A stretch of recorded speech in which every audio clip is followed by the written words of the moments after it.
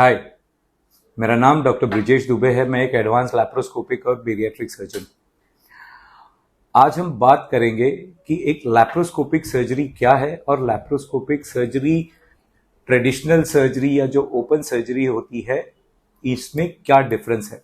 So basically laparoscopic surgery एक minimally invasive surgery है। Minimally invasive surgery यानी कि जिसको बहुत छोटे छोटे कट के थ्रू ये ऑपरेशन किया जाता है।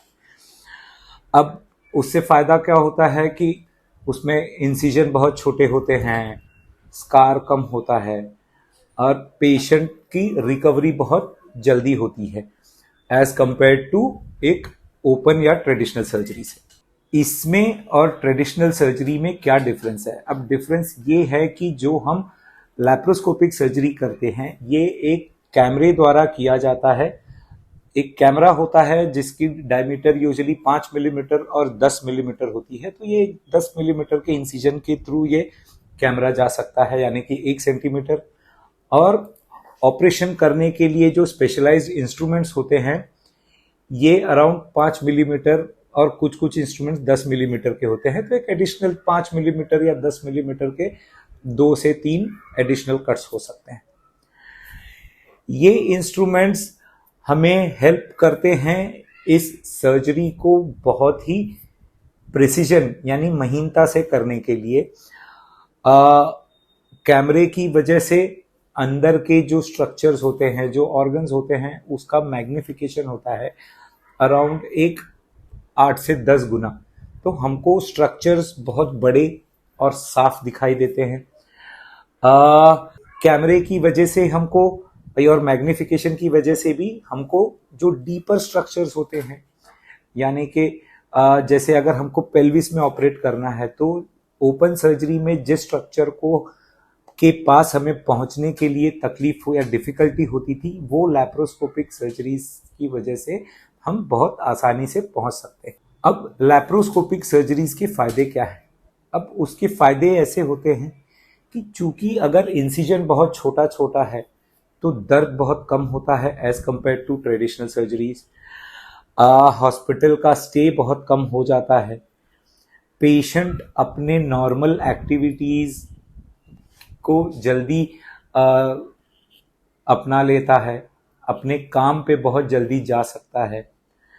रिकवरी, इन शॉर्ट रिकवरी बहुत फास्ट होती है। अब लैप्रोस्कोपिक सर्जरीज में भी बहुत सारी एडवांसमेंट आए हैं। लैप्रोस्कोपिक सर्जरीज आप मान के चलिए कि ऑलमोस्ट 1990 की दशक से शुरू हुआ है। अब इसमें बहुत सारे एडवांसमेंट्स हुए।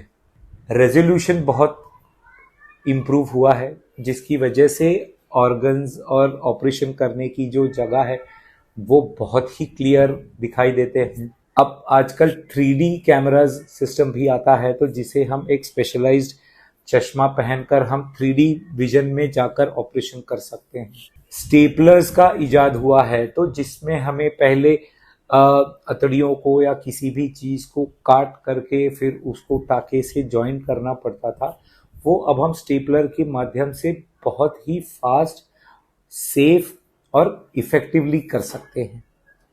और भी एडिशनल फीचर्स हैं जैसे कि इंडोसाइनिन ग्रीन इंजेक्शन आता है या आईसीजी जिसे हम कहते हैं अपनी भाषा में।